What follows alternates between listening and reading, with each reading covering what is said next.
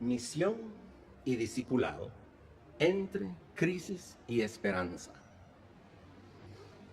Y hemos estado hablando de las crisis. Hay crisis de todo tipo, personal, de comunidad, de naciones, sociedades, del mundo entero.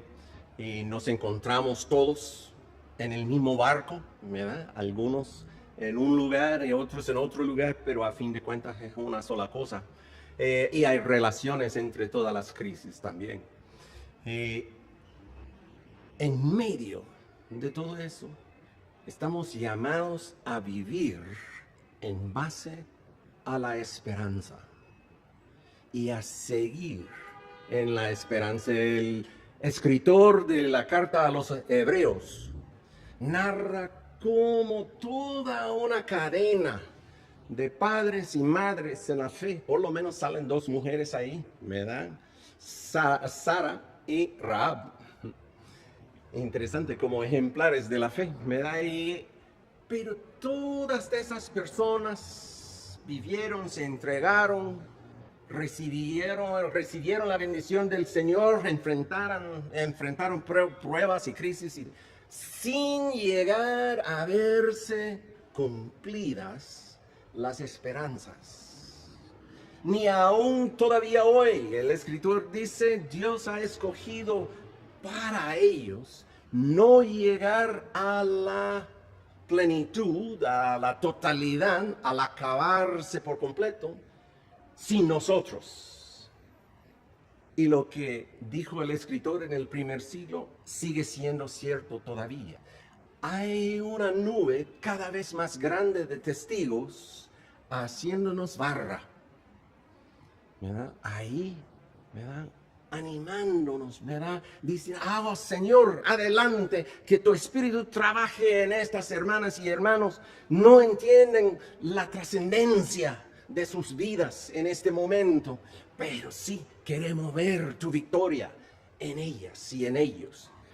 Y algún día vamos a tener la oportunidad de encontrarnos con la gente que desde lejos ha estado alabándole al Señor por su trabajo en y a través de nosotros. Hemos estado trabajando algunos elementos de la primera carta de Pablo a los Corintios, buscando ahí algún elemento de base, de orientación, para responder a las crisis delante de nosotros. De manera que no hemos pasado esta semana, ni vamos a hacerlo, por lo menos no lo voy a hacer yo, enfocando primeramente o principalmente a las crisis, los elementos de la crisis. No les hace falta que alguien de afuera venga a pintarles la crisis del Salvador. Esa se vive, ¿verdad? Ni les ayuda tanto que vaya pintando la crisis que conozco ahí en el norte, ¿verdad? Aunque sí he mencionado tal o cual punto de paso.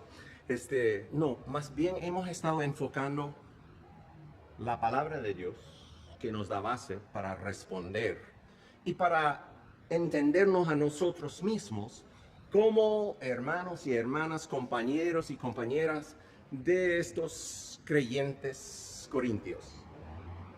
Entonces, hoy, pensando en esto de la vieja levadura, de las nuevas propuestas morales ante la exigencia de ser cristiano, quisiera llegar ya a un nuevo juego de capítulos que es demasiado grande para trabajarse en forma muy desmenuzado hoy a la tarde, pero los capítulos 5, 6 y 7, que en cierto sentido van de la mano, en otro sentido van formando como un puente entre la primera parte de la carta y lo que sigue.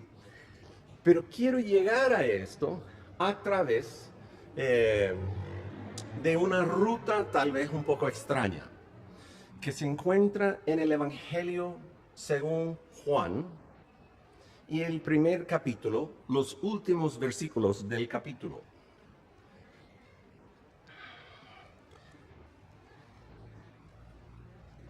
Podemos leer los últimos dos versículos, realmente hay que pensar en todo el último párrafo que va a partir del versículo 43.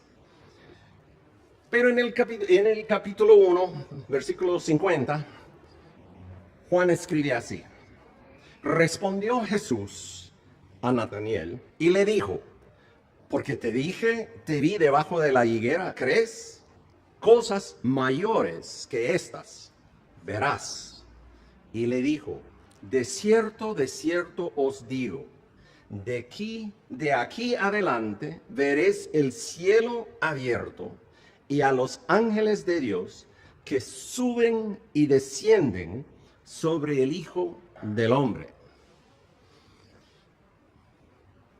Jesús había estado en Jerusalén, quería regresar a Galilea, entonces se encuentra con un Felipe. El Felipe, al no más responder al llamado de Jesús, va buscando a otro, que es su realidad siempre en el Evangelio de Juan. Felipe siempre se encuentra llevando gente a Jesús. Y él va a buscar a Natanael. Y llega Natanael, ¿verdad? Muy dudoso. ¿Puede algo bueno salir de Nazaret? ¿Qué tiene que ofrecernos a nosotros? Entonces Jesús le saluda al verlo. Ah, hombre, bienvenido, israelita verdadero, en quien no hay engaño. Que es el primer indicio de que Israel es el nombre que recibió, ¿quién? Jacob, ¿verdad? El engañador por excelencia. Entonces es un israelita en quien no hay Jacob. O sea, un israelita depurado. Entonces Natanael dice, wow, ¿cómo es que me conoces? Antes te vi debajo de la higuera. A saber qué estaba haciendo ahí. A lo mejor orando, pidiendo que Dios estableciera su reino. Pero frente a eso, Natanael responde, ¿verdad? Rabí, tú eres el Hijo de Dios, tú eres el Rey de Israel. Y Jesús dice hace algo con Natanael que hace con frecuencia en todo el Evangelio. Cuando la gente comienza a responder, por grande que sea la afirmación de la persona, Jesús siempre invita a la persona a dar otro pasito más allá. Y eso hace aquí con Natanael. Dice, no, te digo seguramente, con certeza, de cierto, te digo. Bueno, no solo a él, sino a todos, os digo. De hoy en adelante veréis a los ángeles subiendo y bajando, descendiendo sobre el Hijo del Hombre.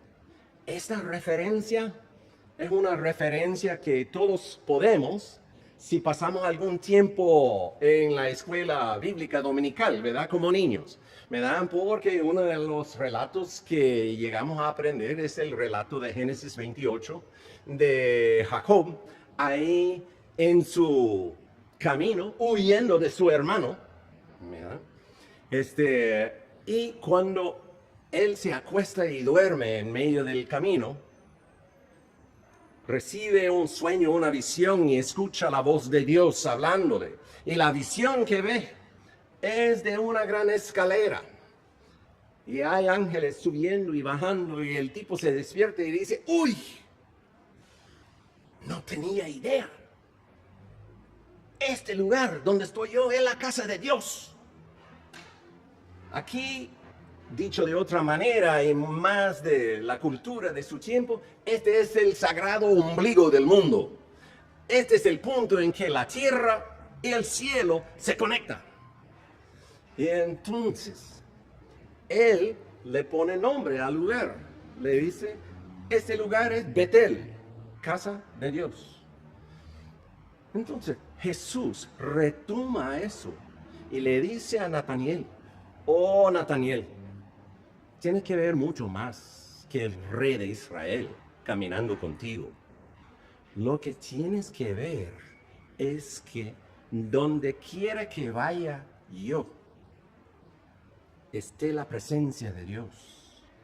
La casa de Dios no es un lugar ahora para identificarse con un Ebenezer o lo que sea, ¿verdad? Una piedra como hace Jacob, sino la casa de Dios llega a ser un ser humano, Jesús de Nazaret.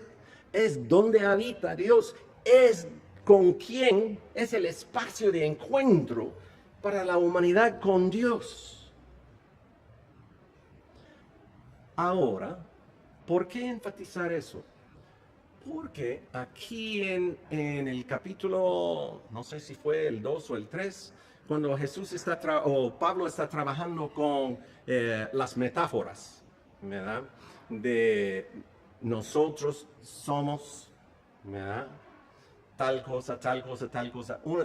Termina con el templo. La comunidad de creyentes es el templo, el hogar de Dios. El lugar donde uno encuentra la presencia de Dios. Lo que fue el tabernáculo y después el templo llegó a ser la presencia de Dios en Jesús. Por la misericordia y decisión de Dios, ahora son ustedes, somos nosotros. Somos el pueblo en que Dios quiere realizar esto de ser encontrado, eso de proveer posibilidades, de tocar, de hablar, de encontrar a Dios a través de ustedes, a través de todos nosotros, el hogar de Dios. Básicamente, el punto de Pablo en toda esta carta y en los capítulos que hemos visto es esto.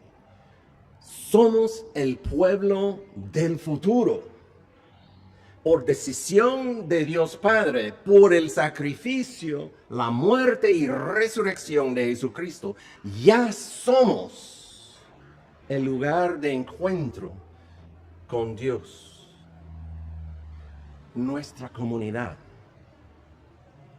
No somos solamente una colección de individuos, sino una realidad que sobrepasa eso. Uno viendo puede pensar, bueno, son seres humanos. Y uno puede tomar una decisión buena o mala en cuanto a eso, viendo el aspecto.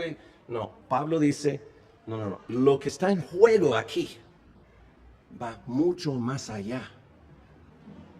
Y por eso debemos actuar de ciertas maneras. No podemos pasar criticando a la hermana, serruchándole el piso al hermano y así por el estilo.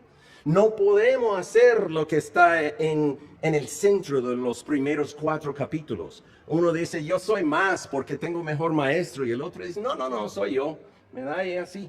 Cada quien buscando cómo darle un codazo al otro, cómo aplastar al otro para lucirse mejor. Dice, no. Este es desprestigiar y es también destruir la morada de Dios, la casa de Dios, porque todos en conjunto somos casa de Dios. Entonces, uno tiene que tener cuidado con la manera de tratar al otro.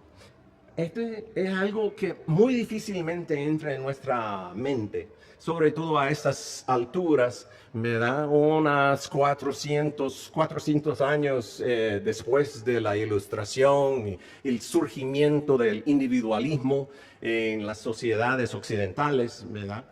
Pero la verdad es que nosotros, aunque tenemos la idea de que Dios es otro y que Dios un poco a distancia logra tal o cual cosa, no estamos acostumbrados a pensar que cuando yo hablo con Luis, estoy hablando con Dios.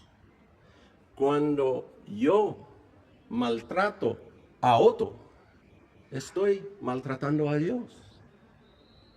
Cuando yo veo con desprecio a Patty, estoy despreciando despreciando a Dios. No, esa realidad. Estos no son seres humanos comunes y corrientes. Esos no hay. Lo que hay son criaturas de Dios. Y las criaturas que han respondido a su Creador diciendo un sí a la vida en Jesucristo el Señor, que han nacido de nuevo y forman ahora parte de una realidad orgánica de pertenencia los unos a los otros. De manera que mi trato contigo, tu trato conmigo, con fulano, sutano, mengano, está de por medio, está en juego la presencia de Dios y el testimonio que o damos o no damos de Dios presente, Dios de amor, Dios de rescate y redención. Entonces, quería dar esa pequeña vuelta por Juan 1, porque lo que Jesús le dice a Natanael, si mucho le costaba a Natanael reconocer en Jesucristo, no alguien elocuente, no solo alguien poderoso, no, la presencia de Dios mismo, que es lo que le costó a él y a todos los de aquel entonces, ¿verdad? Dejarse impresionar, eso no fue difícil, para nada. Hasta gente, guardia, podía decir, no, nadie jamás ha hablado como habla ese tipo, ¿verdad? Pero reconocer que mucho más allá de un ser humano hay en él la presencia de Dios, les costaba. Cuanto más nos cuesta ver eso en gente que no va caminando sobre el agua, que no va multiplicando los panes, a menos que sea Luis, ¿verdad? Realmente le tocaba a Anita hoy en la tarde, ¿verdad? Multiplicar los panes un poco, por lo menos las tortillas, ¿verdad? Y así. No vemos milagros raros, cosas estrambóticas. Vemos a otras hermanas y hermanos. Y la invitación de Pablo es reconocer que estos encuentros que tenemos son espacios sagrados. Encuentros con el Dios vivo, presente en mi hermana y en mi hermano. Ahora, siempre existe la tendencia, como hablamos 2 o 3 veces durante la semana, de hacer lo contrario de la meta de Dios, del propósito de Dios. El propósito de Dios es darnos un cambio, cambiarnos, primero en principio y después paulatinamente en la totalidad. Históricamente hemos estado acostumbrados los seguidores de Jesús de hablar de justificación y santificación. Justificación es por la acción de Dios en Jesucristo, ya somos, ¿verdad? Ya entramos, ya tenemos la justificación o la bienvenida al cielo, la bienvenida al pueblo de Dios, ya pertenecemos.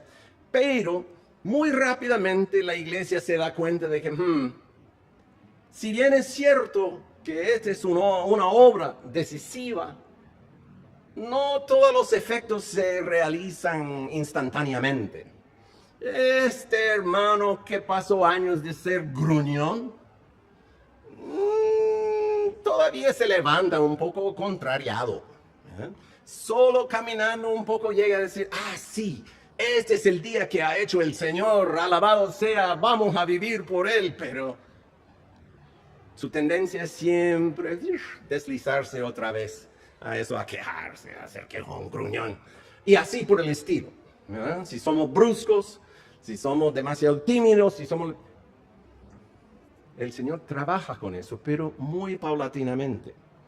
Entonces, el problema es que podemos, en la libertad que el Señor escogió darnos, siempre hacer uso de todo lo que recibimos de Dios, que tiene como propósito ayudarnos a vivir hoy el futuro que viene.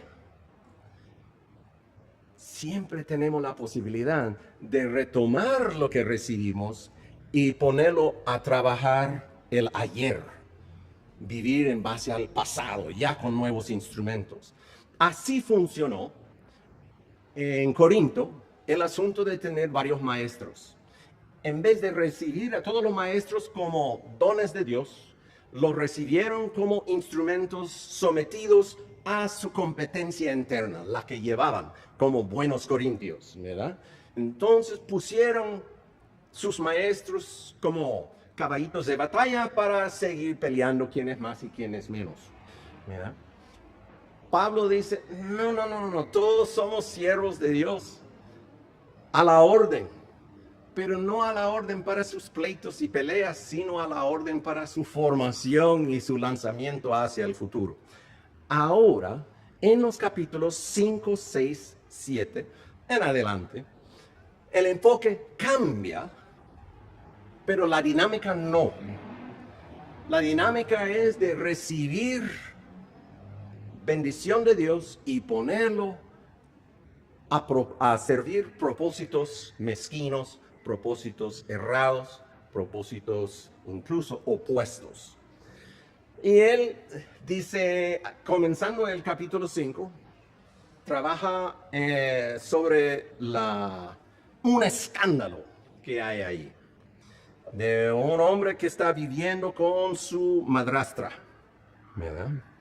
Cosa que sería ilegal para los romanos, digno de apedrearse de parte de los judíos. O sea, hay un tratado en la Mishnah donde los rabinos enseñan que eso es de acabarse ya con piedras. Después de trabajar eso, Pablo, y eso dura todo el capítulo 5, el capítulo 6, Pablo trabaja con la cuestión, al inicio del capítulo, de litigios. Hay hermanos que están buscando hacer uso del sistema legal romano para aprovecharse de otros hermanos, ¿verdad? Y así. Además, ya siguiendo a eso, hay hermanos que están justificando el acudirse a las prostitutas por la libertad que tienen en Cristo. Y en el resto del capítulo 6, no, todo el capítulo 7, estamos trabajando con varios aspectos de sexo y matrimonio. Entonces hay muchos detalles y diferentes enfoques. La mayoría de esta parte de la carta gira alrededor de la cuestión del cuerpo. ¿Para qué? La manera en que esto, sin los problemas, o sea, no metiéndonos tanto en los detalles de cada problema, sino más bien en el conjunto, la razón por la cual se está dando es que la cultura helenística siempre tenía una óptica un poco esquizofrénica en cuanto al cuerpo. Por un lado se admiraba mucho la forma humana, el cuerpo humano, pero por otro lado se veía toda la creación no como obra buena, sino como una obra de un demiurgo, de un dios de segunda, ¿verdad? Incluso como un error. Entonces eso de la materia, los cuerpos, no son la cosa real. Son las ideas, el espíritu, eso sí. Entonces la gran pregunta es, si el cuerpo no vale nada, ¿qué hacer con el cuerpo?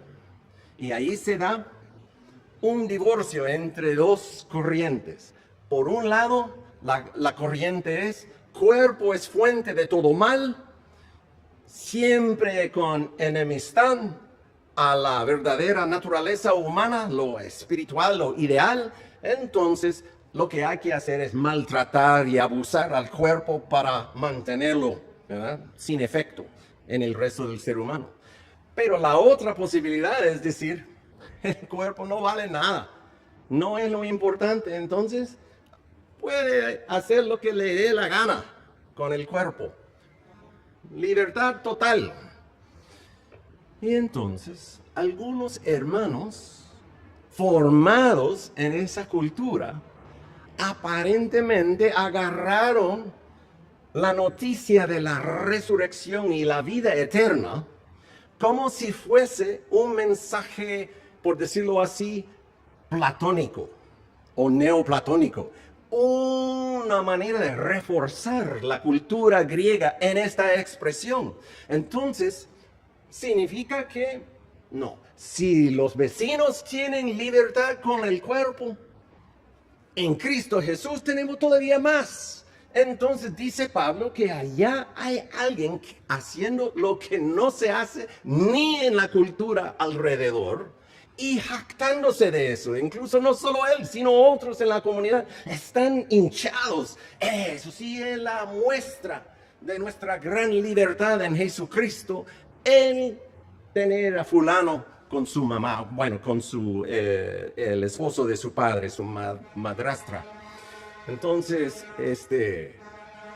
Pablo dice, Dios guarde, no hemos recibido la libertad para escandalizar a todo el mundo, ni para romper con todo el orden que Dios ha creado.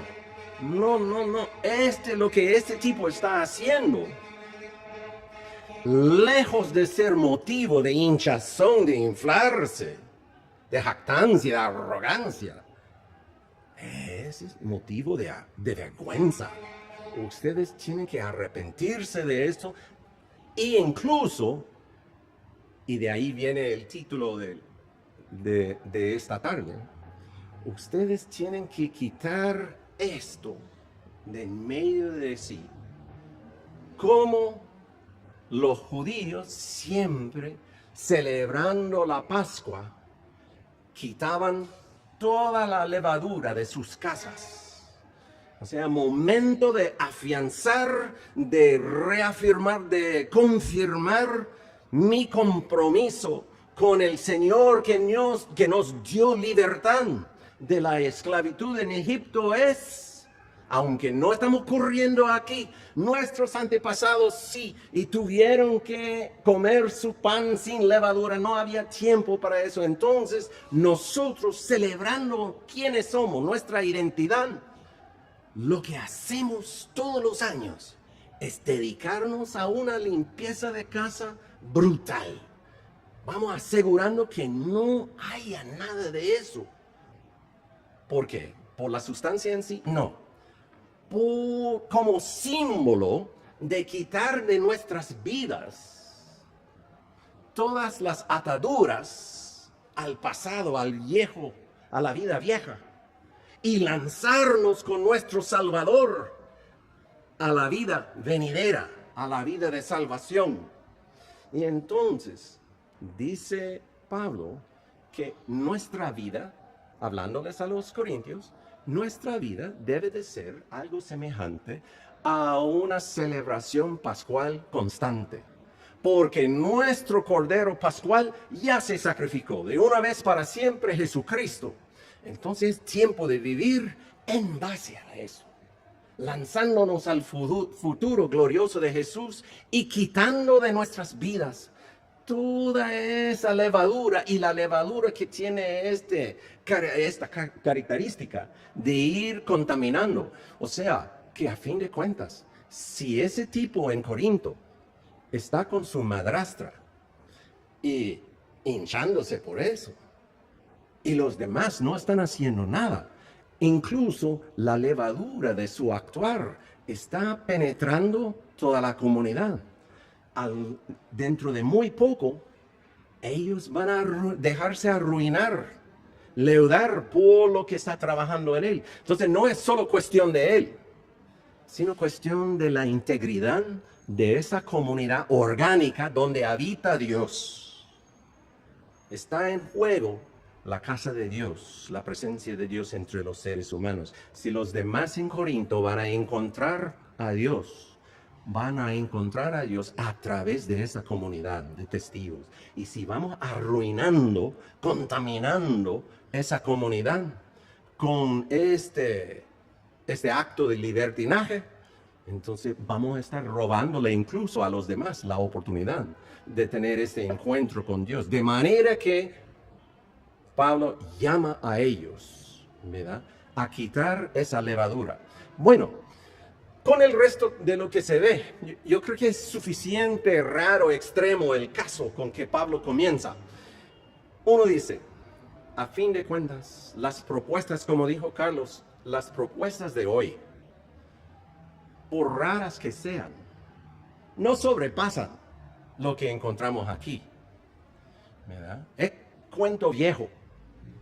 Y el reto que Pablo les da a los corintios es el mismo reto que nos da a nosotros. Si vamos a hacer la casa de Dios, el hogar, el punto de encuentro, el espacio donde la gente puede recibir la bendición de conocer a Dios por Jesucristo, entonces nuestra vida tiene que alinearse con eso. Tenemos que quitar todas esas cosas y seguir fieles a los deseos de Dios. Bueno, yo sé que se nos ha ido el tiempo sin trabajar todos los elementos, pero por lo menos espero que el meollo de la cosa, que el punto principal sea claro. Pablo está corrigiendo a lo que había entendido por los informes en cuanto a ellos, y al principio del capítulo 7 pasa a responder a las preguntas de ellos. En medio de cada punto, más allá de todos los pormenores, lo que está en juego es esa comunidad que, aunque se vea como una colección de individuos humanos, es mucho más que eso. Es la habitación de Dios en la tierra, el punto de encuentro.